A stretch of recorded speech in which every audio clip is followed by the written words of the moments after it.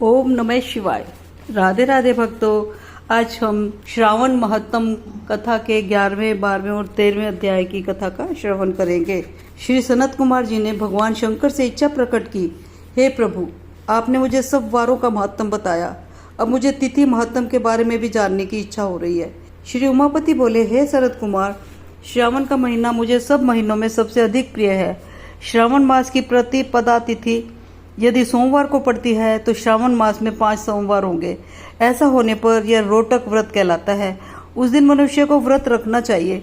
यह 3.5 मास का भी होता है। रोटक व्रत लक्ष्मी की वृद्धि करने वाला, सब कामनाओं को पूर्ण करने वाला और समस्त सिद्धियों को देने वाला है। अब मैं तुमको रोटक व्रत को करने का विधान बताता हूँ।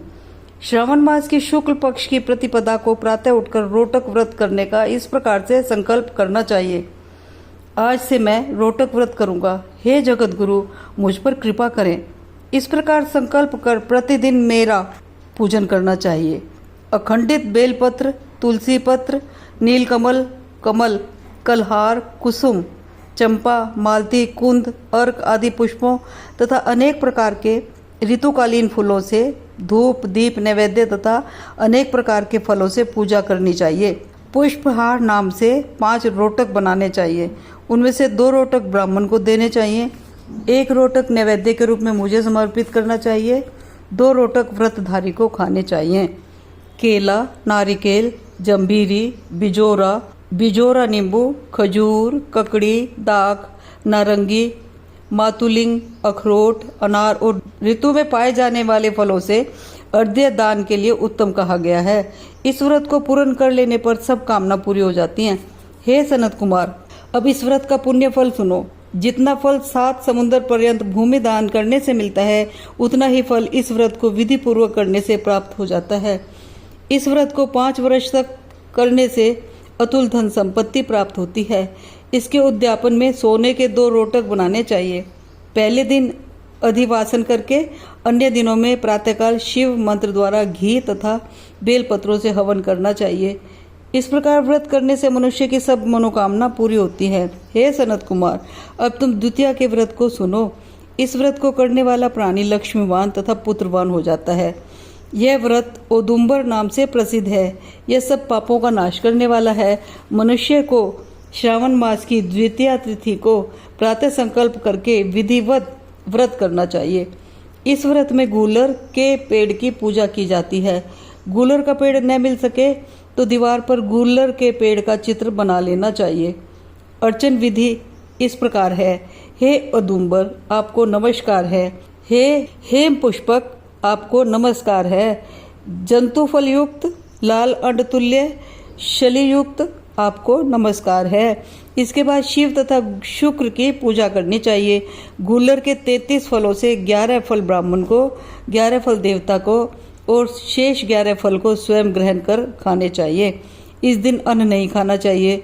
रात में शुक्र तथा मेरा अर्चन करते हुए जागरण करना चाहिए। इस प्रकार यह व्रत 11 वर्ष तक करें, फिर उसका उद्यापन करें। उद्यापन में सोने का फल, पुष्प, पत्ते आदि के साथ गूलर का पेड़ बनाकर उसमें स्वर्ण की बनी हुई शुक्र तथा मेरी मूर्तियां रखकर पूजन करना चाहिए। दूसरे दिन प्रातःकाल छोटे छोटे गूलर के फलों से 108 हवन करें। उदुम्बर की लकड़ी, घी तथा तिलों द्वारा हवन करना चाहिए। हवन की समाप्ति पर आचार्य का पूजन करना चाहिए। अपनी सामर्थ्य के अनुसार ब्राह्मणों को भोजन कराना चाहिए। इस व्रत का परिणाम यह होता है कि जिस प्रकार गूलर का पेड़ फलों से सदा लदा रहता है, उसी प्रकार व्रती के यहाँ भी बहुत से पुत्र पौत्र उत्पन्न होते हैं तथा वंश की वृद्धि होती है। उसे कभी धन धान्य की कमी नहीं होती। ओम नमः शिवाय। भगवान शंकर शरद कुमार से बोले, अब तुम श्रावण शुक्ल तृतीया तिथि को किया जाने वाला स्वर्ण गौरी व्रत सुनो। उस दिन प्रातःकाल स्नान करके 16 उपचार से भगवान शिव एवं माता गौरी की इस प्रकार पूजा करनी चाहिए। हे देवादिदेव, मेरे द्वारा की गई पूजा को आप स्वीकार करें। गौरी माता के व्रत की पूर्ति के लिए 16 बायने दंपतियों को देकर कहना चाहिए, हे माता गौरी, मैं माता गौरी के प्रीत्यर्थ तथा व्रत पूर्ति के लिए उत्तम ब्राह्मण दंपतियों को बायना देता हूँ।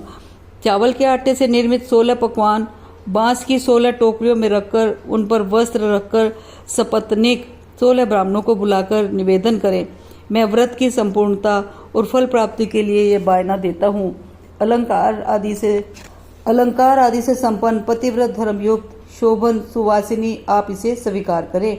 इस प्रकार 16, 8, 4 या 1 वर्ष तक व्रत करके उद्यापन करना चाहिए। पूजा की समाप्ति पर कथा श्रवण कर व्यास जी का पूजन करना चाहिए। सनत कुमार भगवान शंकर से बोले, हे प्रभु, इस व्रत को सबसे पहले किसने किया? इसका क्या महत्व है? उद्यापन की विधि क्या है? इसके जानने की मेरी तीव्र इच्छा है। भगवान भोलेनाथ ने कहा, हे ब्रह्मा पुत्र सनत कुमार, मैं तुम्हारी जिज्ञासा अवश्य शांत करूंगा। प्राचीन काल में सरस्वती नदी के तट पर सुविला महानगरी थी। उसके राजा का नाम चंद्रप्रभा था। उसके महादेवी और विशाला नाम की 2 रूप और लावण्य युक्त पत्नियां थी। राजा चंद्रप्रभा महादेवी रानी को अधिक प्यार करता था। राजा उस पर अपनी जान छिड़कता था। एक दिन राजा शिकार खेलने के लिए वन में गया। वहां उसने शार्दूल, सिंह, वराह, अर्ना, भैंसे, हाथी आदि का शिकार किया। अब राजा को प्यास व्याकुल करने लगी। राजा वन में पानी के लिए इधर उधर घूमने लगा। घूमते हुए वह एक तालाब पर पहुंचा। उसने तालाब के जल से अपनी प्यास बुझाई। पानी पीने के बाद राजा ने इधर उधर देखा तो उसने देखा कि तालाब के किनारे पर कुछ अप्सराएं गौरी की पूजा कर रही है। राजा ने उनसे पूछा, आप किसकी पूजा कर रही है? अप्सराओं ने उत्तर दिया, हम स्वर्ण गौरी का पूजन कर रही है। राजा ने फिर पूछा, देवियों, इस व्रत को करने की विधि एवं व्रत का क्या फल मिलता है, बताने की कृपा करें। अप्सराओं ने उत्तर दिया, श्रावण शुक्ल तृतीया के दिन यह व्रत किया जाता है। इस व्रत में भगवान शंकर और भगवती पार्वती का पूजन किया जाता है। इस व्रत में 16 धागों का डोरा पुरुष अपने दाएं हाथ में तथा स्त्रियां अपने बाएं हाथ में बांधती हैं। यही इस व्रत को करने की विधि है। इस व्रत को करने से भगवान शंकर की कृपा से सब मनोकामनाएं पूरी होती हैं। यही इस व्रत का फल है। यह सुनकर राजा चंद्रप्रभा ने भी श्रावण मास की शुक्ल पक्ष की तृतीया को अपनी दाएं भुजा में 16 धागों वाला डोरा बांधकर व्रत किया। राजा ने कहा, हे माता गौरी, मैं इस डोरे को व्रत के लिए बांधता हूँ, मेरे ऊपर आप कृपा करना। इस प्रकार व्रत धारण कर राजा अपने महलों में आ गया। रानी महादेवी ने राजा के दाएं हाथ में बंधे डोरे को देखा तो पूछा, यह क्या है? इस पर राजा ने व्रत के बारे में बता दिया। इस पर रानी क्रोध में भर गई और राजा के हाथ में बंधे डोरे को तोड़कर एक सूखे पेड़ पर फेंक दिया। राजा ने रानी से कहा, ऐसा करके तुमने अच्छा नहीं किया, यह तुमने माता गौरी का अपमान किया है। इधर राजा की दूसरी रानी ने देखा कि सूखा पेड़ डोरे के प्रभाव से हरा भरा हो गया है। छोटी रानी ने उस डोरे को अपनी बाएं भुजा में बांध लिया। ऐसा करने से छोटी रानी डोरे के प्रभाव से राजा की सर्वाधिक प्रिय हो गई। इधर बड़ी रानी व्रत का अपमान करने से राजा द्वारा त्याग देने के कारण दुखी होकर वन में चली गई। वन में वह महादेवी का ध्यान कर पवित्र मुनियों के आश्रमों में ठहरी, परंतु मुनियों ने उसे देखकर कहा, अरे पिशाचनी, यहाँ से चली जा। राजा और मुनियों द्वारा तिरस्कृत रानी महादेवी घोर जंगल में घूमती हुई थक कर एक जगह पर बैठ गई। वह गौरी का स्मरण कर पश्चाताप के आंसू बहाने लगी। रानी को दुखी देखकर देवी को उस पर दया आ गई और उसने दर्शन दिए। रानी ने देवी को दंडवत प्रणाम किया और उनकी स्तुति करने लगी। हे देवी, आपकी जय हो, आपको बारंबार नमस्कार है। हे भक्त वर प्रदा, आपकी जय हो, आपकी जय हो। हे मंगले मंगल रूपे, आपकी जय हो। इस प्रकार भक्ति के द्वारा देवी से वर प्राप्त करके बड़ी रानी ने गौरी अर्चन करके व्रत किया। व्रत के प्रभाव से राजा बड़ी रानी महादेवी को वनों से महलों में ले आया। देवी के प्रसाद से राजा तथा उसकी दोनों रानियों की सब इच्छाएं पूर्ण हुई। दोनों रानियों सहित राजा संपूर्ण राज्य का उपभोग कर समृद्धिशाली हो गया। अंत में राजा वे दोनों रानियां देह त्याग कर शिवलोक चली गई। शिवजी बोले, हे तात, जो शोभना पार्वती का व्रत करता है वह मेरा तथा पार्वती का अत्यंत प्रिय हो जाता है। इस लोक में सुख सुविधा भोग कर और अपने शत्रुओं पर विजय प्राप्त करके अंत में मेरे लोक को चला आता है। अब मैं तुम्हें इस व्रत की उद्यापन विधि का वर्णन करता हूँ। शुभ तिथि, शुभ वार, चंद्र बल, तारा बल हो जाने पर मंडप में अष्टदल कमल के ऊपर धान्य, उसके ऊपर घट स्थापित करना चाहिए। उस घट पर 16 पल का बना तांबे का पूर्ण पात्र रखना चाहिए। उस पूर्ण पात्र में तिल भरकर उसके ऊपर पार्वती तथा भगवान शंकर की प्रतिमा रखनी चाहिए। इसके ऊपर 2 श्वेत कपड़े और श्वेत रंग का यज्ञ पवित्र रखा जाना चाहिए। विधि पूर्वक वेद मंत्रों से पूजन कराकर रात में जागरण करना चाहिए। अगले दिन प्रातःकाल पूजन करके हवन करें। पहले दिन ग्रह होम फिर आधान होम करना चाहिए।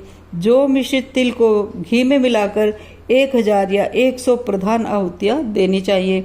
इसके बाद वस्त्र अलंकार धेनु आदि से आचार्य की पूजा करनी चाहिए। 16 बायने निकालकर ब्राह्मणों को देना चाहिए और उन्हें भोजन कराना चाहिए तथा भोजनोपरांत दक्षिणा भी देनी चाहिए। इसके बाद अपने मित्रों संबंधियों को भोजन कराना चाहिए तथा स्वयं भी भोजन करना चाहिए। ओम नमः शिवाय। भगवान शंकर सनत कुमार से बोले, अब तुम्हें श्रावण शुक्ल चतुर्दशी को किए जाने वाले व्रत दुर्गा गणपति व्रत के बारे में बताता हूँ। त्रैलोक्य में प्रसिद्ध इस व्रत को भगवती पार्वती ने श्रद्धा पूर्वक किया था।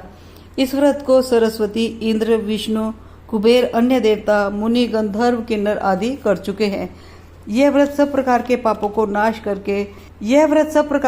को नष्ट करने के लिए किया जाता है। श्रावण शुक्ल चतुर्थी के दिन एक दंत वाले गणेश जी की सोने की मूर्ति बनवाकर सोने के सिंहासन पर स्वर्ण की दूर्वा बिछाकर तांबे के कलश पर स्थापित करनी चाहिए। लाल कपड़ा बिछाकर सर्वतोभद्र मंडप का निर्माण कर उस पर कलश स्थापित करें। लाल फूल तथा 5 पत्रों अपामार्ग, शमी, दूर्वा, तुलसी दल, बिल्व पत्र, इस मौसम में होने वाले सुगंधित पुष्पों तथा फलों आदि का नैवेद्य रखकर 16 उपचार से गणेश जी की पूजा करके प्रार्थना करनी चाहिए। इस स्वर्ण निर्मित प्रतिमा में विघ्न विनाशक गणेश जी का आवाहन करता हूँ। इसमें वे पधारें। रतन से जड़ित उत्तम स्वर्ण सिंहासन बैठने के लिए देता हूँ, आप इसे स्वीकार करें। हे पार्वती पुत्र, हे विश्वव्यापिन, हे सनातन, मैं आपको प्रणाम करता हूँ। मेरे विघ्नों का नाश करें। हे सुर श्रेष्ठ, लाल चंदन चर्चित मैंने भक्ति पूर्वक वन अक्षतों को चढ़ाया है, आप इसे स्वीकार करें। लोगों के अनुग्रह के लिए दानवों के विनाश हेतु एक दंत, यह आपका पतवार है, प्रसन्नता पूर्वक स्वीकार करें। इस दीपक को मैं आपको देता हूँ, आपको नमस्कार करता हूँ। गणनाथवा वैदिक मंत्र से लड्डू तथा खीर, कपूर तथा इलायची युक्त पान आपको समर्पित कर रहा हूँ। हे गणेश्वर, हे गणाध्यक्ष, हे गजानन, हे गौरीपुत्र, मेरा व्रत आपके प्रसाद से परिपूर्ण हो। जो प्राणी 5 वर्ष तक व्रत कर उद्यापन करता है वह अपने मनवांछित पदार्थों तथा वस्तुओं को प्राप्त कर लेता है और अंत में देह त्याग कर मेरे लोक को प्राप्त करता है। यदि इस व्रत को कोई 3 वर्ष तक करे तो भी उसे सब सिद्धियां प्राप्त हो जाती हैं और अंत में मेरे लोक में जाता है। इस उत्तम व्रत को जो प्राणी उद्यापन के बिना करता है तो यथाविधि पूरा व्रत करने पर भी उसका व्रत निष्फल हो जाता है। अतः उद्यापन अवश्य करना चाहिए। उद्यापन के दिन तिलों को जल में मिलाकर स्नान करना चाहिए। फिर गणेश जी की 1 पल या आधा पल या चौथाई पल की स्वर्ण की प्रतिमा बनवाकर उसको पंचगव्य द्वारा स्नान कराकर दूर्वा से पूजा करनी चाहिए। निम्नलिखित मंत्र द्वारा पूजन करना चाहिए। हे गणाधीश, उमासुत, विघ्ननाशक, आपको नमस्कार है। हे विनायक, हे ईशपुत्र, हे सर्व सिद्धि प्रदायक, हे हेमवक्त्र, हे मूषक वाहन, हे कुमार गुरु, आपको नमस्कार है। उपरोक्त सभी नामों से अलग अलग पूजन करना चाहिए। पहले दिन अधिवासन करना चाहिए, दूसरे दिन प्रातःकाल हवन करना चाहिए। ग्रह होम कर दूर्वा तथा लड्डू से प्रधान होम करना चाहिए। धूप तथा लड्डू के प्रधान होम के बाद पूर्णाहुति करके आचार्य आदि ब्राह्मणों का पूजन करना चाहिए। अपनी सामर्थ्य के अनुसार अधिक दूध देने वाली गाय बछड़े सहित दान करनी चाहिए। ऐसा व्रत करने से मनुष्य अपनी सभी मनोकामनाओं को पूरी कर सकता है। मैं अपने प्रिय पुत्र के व्रत करने वाले को सभी सुख प्रदान करता हूँ, अंत में सद्गति प्रदान करता हूँ। ओम नमो शिवाय।